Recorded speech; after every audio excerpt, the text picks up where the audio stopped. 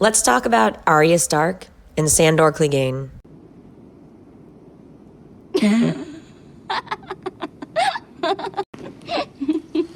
Sandor Clegane, popularly known as the Hound, is the younger brother of Sir Gregor Clegane, aka the Mountain, and the personal bodyguard of Joffrey Baratheon. He accompanies the royal party to Winterfell in the first episode. Hey. What are you doing with that, son? The Hound killed your friend. The Hound does whatever the prince tells him to. The two of them get off to a very bad start when the Hound kills one of Arya's friends named Micah, the butcher's boy, after he was involved in a big scuffle with Joffrey. He literally did nothing to anybody. He was just in the wrong place at the wrong time. Arya knows the Hound was just following Joffrey's orders, but that doesn't make her dislike him any less. Arya escapes from King's Landing after her father is executed, and the Hound leaves King's Landing during the Battle of the Blackwater. They both end up in the hands of the Brotherhood Without Banners. Girl. Aha. Not a man at all. A hound! One? Arya, little animal, she disappeared. Disappeared? What? In a puff of smoke? Cats. Cat. They're as quiet as shadows and as light as feathers. You have to be quick to catch them. Arya and the Hound are more of the unconventional, rebellious type. You will marry a high lord and rule this castle. No. Dog, I command you to go back out there and fight! Fuck the king.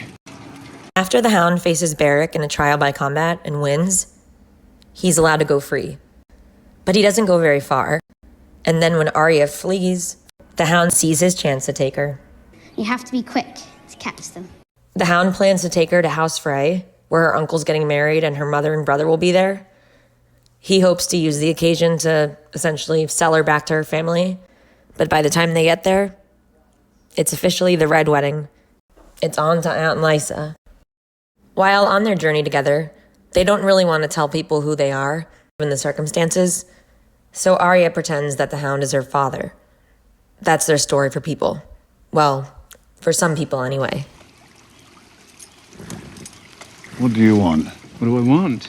This is my land. If I'm standing on it, it's my land. Forgive my father. He was wounded fighting in the war. Our cottage burned down while he was gone, and my mother with it. He's never been the same. Interesting that the story Arya chooses to share about why her father was never the same is about the house being burnt down. You're afraid of fire. And Arya's very angry at the fact that the Hound ends up stealing silver from them. His daughter makes a nice stew, and they'll both be dead come winter. You don't know that! I do know it! You're the worst shit in the Seven Kingdoms! She's plenty worse than me. I just understand the way things are. At a certain point, the Hound and Arya develop some level of trust.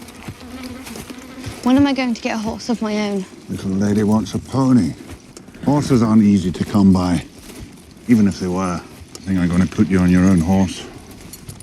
What's the only thing of value I've got in the world right away? Thanks to their teamwork. Bring me one of those chickens. Tell you what, we'll trade you. One of our little chickens for one of yours. She ends up getting her horse. The hell you doing? Practicing. Eat your food. I'm practicing. What, ways to die?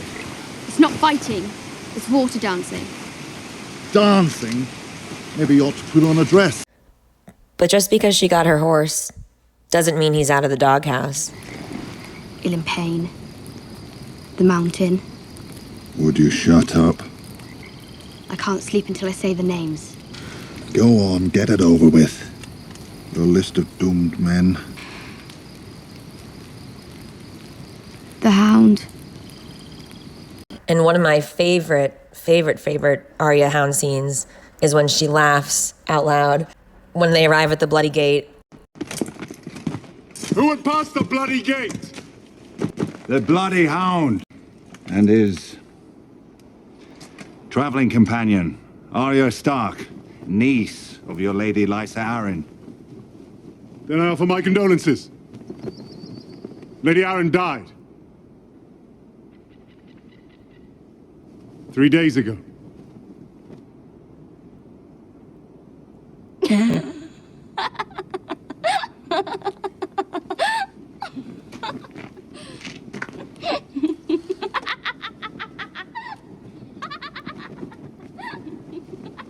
It's just such a perfect moment to illustrate the ridiculousness of life. Make plans and God laughs sort of thing. Make plans and the old gods and the new laugh. Or just Arya. While on their journey together, Arya isn't afraid to confront him and say things that are likely to trigger a reaction. I'm not afraid. Of course you are. You're almost there. And you're afraid you won't make it. The closer you get, the worse the fear gets. When the Hound wanted to talk about fear with Arya, Arya knew just what to say. If the Hound so much as heard you mention it, I'm afraid all the knights in King's Landing would not be able to save you. Based on what Littlefinger had told them about what would happen if the Hound heard someone mention the fire story, you'd think that Arya would be dead meat right now. Thought I stole one of his toys. I didn't steal it, I was just playing with it.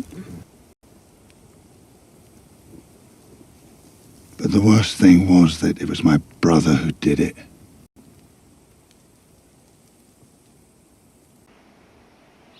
You were a father? While the Hound isn't Arya's father, of course, he sort of becomes one on their journey. And perhaps she becomes like the daughter that he never had.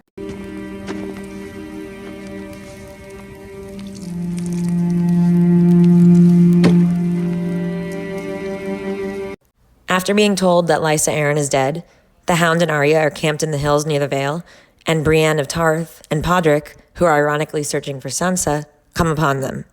Come with me, Arya. I'll take you to safety. Safety? Her auntie Neary's dead. Her mother's dead. Her father's dead. Her brother's dead. There's no safety. You don't know that by now. You're the wrong one to watch over her. And that's what you're doing? Aye, that's what I'm doing. In the end, Brienne repeatedly punches him until he falls over a cliff.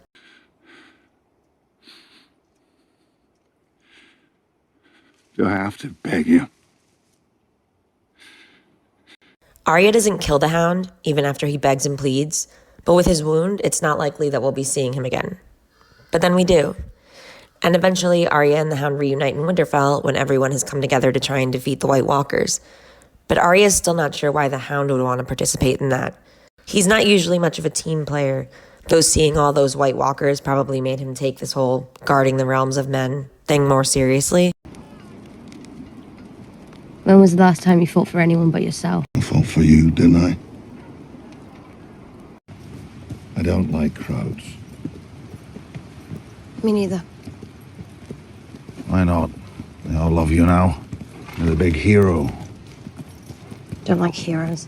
And neither of them seem to be interested in a fairy tale happy ending, whether it's drowning your sorrows in a girl for the night or becoming a lord's lady.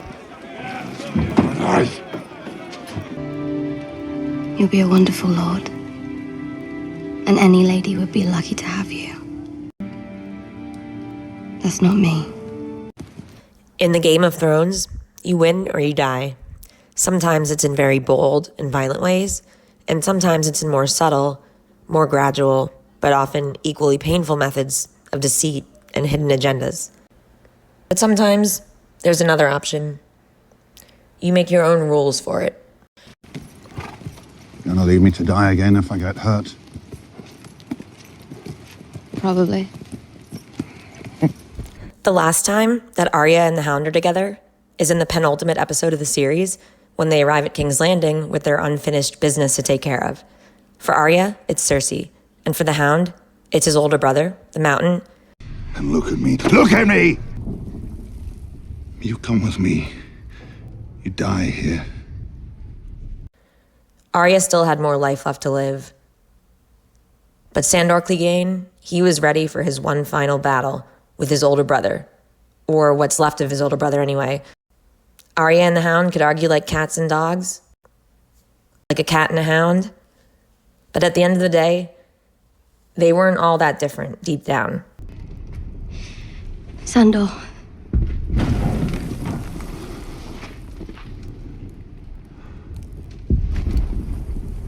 Thank you.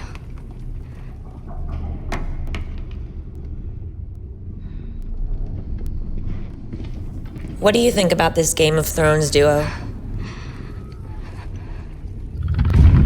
Thanks for watching. I hope you enjoyed this video on Arya Stark and Sandor Clegane, aka the Hound. Let me know what you think.